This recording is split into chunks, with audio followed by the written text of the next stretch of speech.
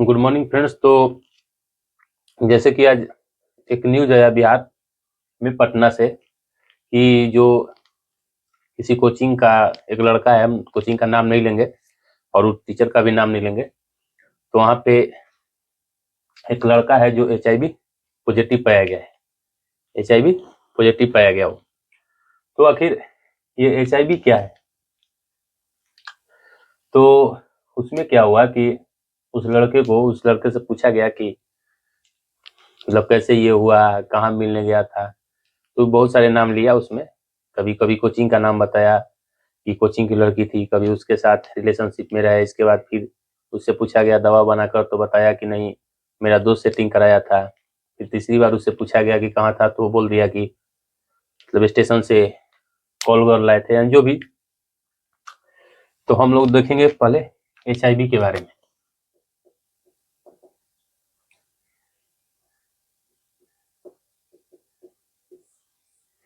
ये एक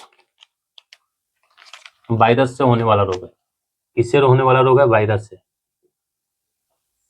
वायरस से होने वाला रोग यानी विषाणु से होने वाला रोग। आखिर वो किसी से तो किसी में फैला होगा, या फिर लड़की को हुआ होगा, और या फिर लड़के को हुआ होगा, किसी को तो हुआ होगा। तो आखिर ये फैलता कैसे है? तो ये फैलता कैसे है? तो एक तो ये फैलता है जब रक्त का संचार यानी रक्त का ब्लड कांटेक्ट हो। ब्लड कांटेक्ट,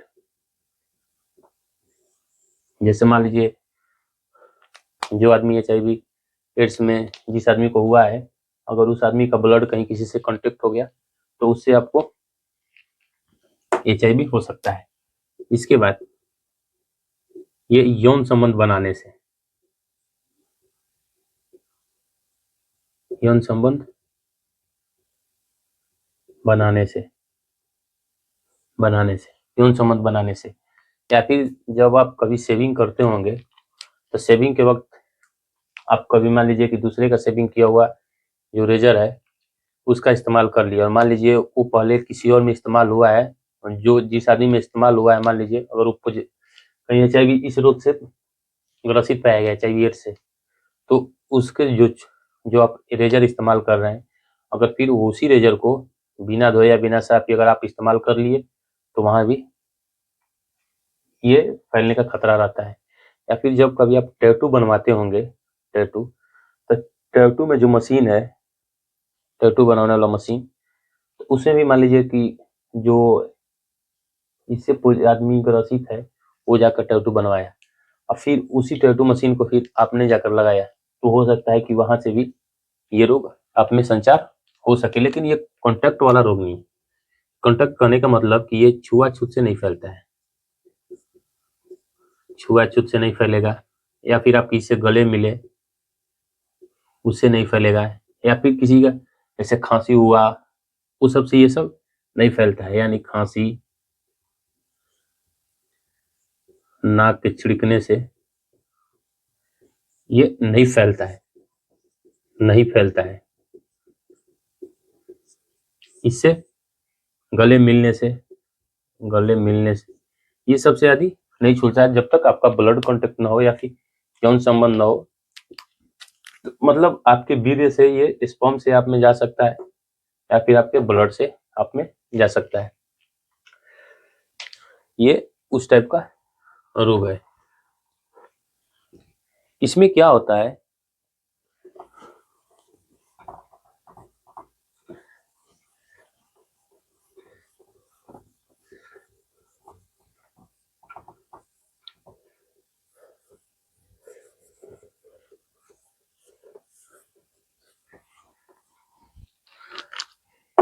HIV इसको बोलते हैं human immuno deficiency human immuno deficiency syndrome, या वायरस। इसको बोलते हैं वायरस। HIV है तो यहाँ लिख देंगे वायरस। इम्यूनो डिफिशियंसी वायरस से होता है। नाम यही है कि ये वायरस से होता है। इसमें क्या होता है कि इसमें इम्यून सिस्टम की कमी हो जाती है। इसमें इम्यून सिस्टम की कमी हो जाती है।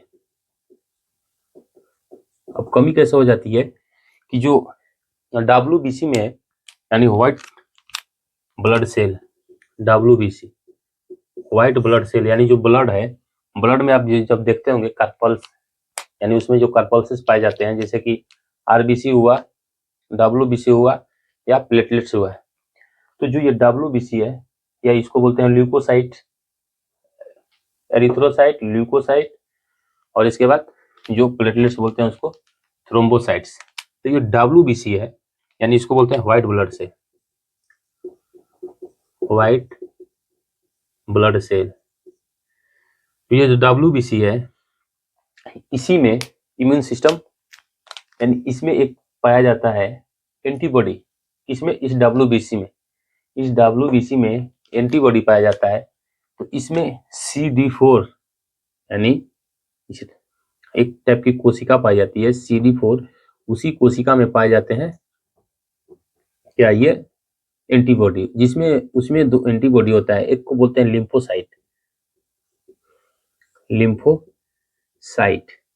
लिम्फोसाइट। ये क्या करता है कि बीमारी को मारता है। शरीर में ये जो लिम्फोसाइट है, ये बीमारी को मारता है, बीमारी को मारता है। और एक इसको बोलते हैं T सेल, और T सेल में एक पाया जाता है लिम्फोसाइट, एक पाया जाता है मोनोसाइट। ये क्या कहता है, जो ये बीमारी को मारता है, जो ये मान लीजिए बीमारी को मारा, मान लीजिए कोई बीमारी आई, बीमारी में अंदर अटैक कर दिया, तो बीमारी को ये मारता है। लेकिन ये मोनोसाइट क्या करता है कि जो यहाँ पे जो मान लीजिए वायरस बचे, जो मारने के बाद जो वायरस मर गए, उसको ये खा जाता है, ये बीमारी को खा जाता है, बीमारी को खाने का काम करता है, यानी खाता है। लिम्फोसाइट बीमारी को मारता है, मोनोसाइट्स बीमारी को खा जाता है। और ये कहाँ पाया जाता है, व्हाइट ब्लड सेल में, WBC में। और तो ये ह्यूमन इम्यून डिफिशियंसी मतलब इम्यून सिस्टम की किसी कमी हो जाती है। तो ये कमी क्यों होती है, क्योंकि ये जो HIV वायरस है, ये डायरेक्ट इसी पे अटैक करता है, ये डायरेक्ट इसी पे अटैक करता है, लिम्फोसाइट पे। और लिम्फोसाइट को ये समाप्त कर देता है, लिम्फोसाइट को ये धीरे धीरे समाप्त करेगा, समाप्त करता है।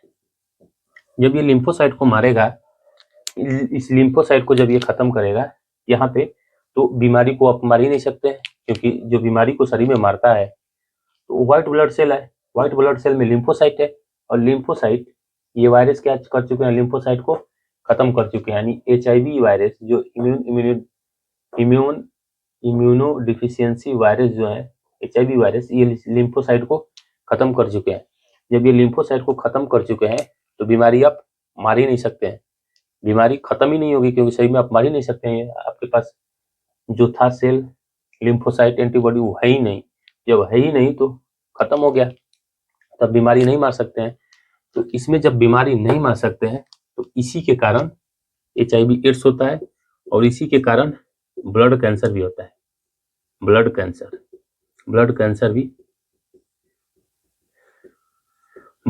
भी इसी के कारण होता है।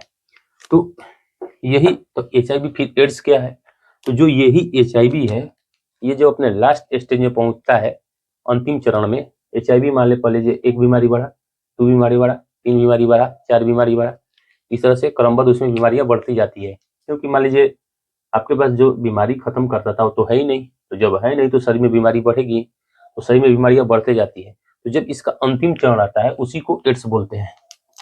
तो यानी HIV का अंतिम चरण यानी लास्ट स्टेज यही क्या है, लास्ट स्टेज यही एड्स कहलाता है, एड्स कहलाता है। एड्स मतलब acquire acquire immuno deficiency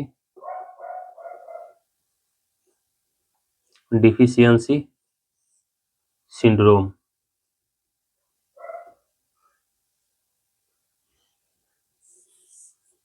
acquired immuno deficiency syndrome. Acquired immuno deficiency syndrome, यही क्या होता है, HIV का अंतिम चरण होता है। अब इसमें क्या होता है, जब ये हो जाता है तो इसमें ज़्यादा चांस होता है मल्टी ऑर्गन फेलुअर का, क्योंकि इसमें देख रहे हैं बीमारी होते जा रही है, अलग अलग तरह की बीमारियां होगी। अब जैसे ही इसके लास्ट स्टेज में पहुंचेंगे, इसमें एड्स में जब इसका लास्ट स्टेज आएगा तो उसको बोलेंगे एड्स, और इसमें सारी बीमारियां एक के बाद होती रही है। तो इसमें जब यहाँ तक पहुंचने होते हैं तो इसमें ज़्यादा चांसेस होता है मल्टी ऑर्गन फेलुअर का। इसीलिए इसमें बीमारी होने के कारण ज़्यादातर लोग इस बीमारी को ठीक नहीं कर पाते। इसमें बीमारी ठीक ही नहीं हुई अभी तक, तो इसका दवा भी नहीं खोज हुआ है, अब आगे पता नहीं क्या होगा। लेकिन इसीलिए इसमें क्या होता है कि मल्टी ऑर्गन फेलुअर होने का चांस इसमें ज़्यादा रहता है। तो वही देखिए, वो लड़का कहाँ कहाँ गया है पता नहीं, वो लड़का किस किस सैलून में गया है, इसलिए कि सैलून वाले को भी टेंशन हुई होगा। मान लीजिए अगर कभी वो किसी रेजर से, मान लीजिए दाढ़ी जो भी बनवाया होगा, दाढ़ी बाल, हो सकता है कि उसके कांटेक्ट में, उसी रेजर के कांटेक्ट में मान लीजिए जो बार्बर है यानी जो हजाम है वो साफ नहीं किया होगा, उसी से फिर दूसरे को बनाया होगा, तो उसमें फैलने का भी चांस ज़्यादा है। तो ये है HIV के बारे में। तो आज के लिए इतना ही, धन्यवाद।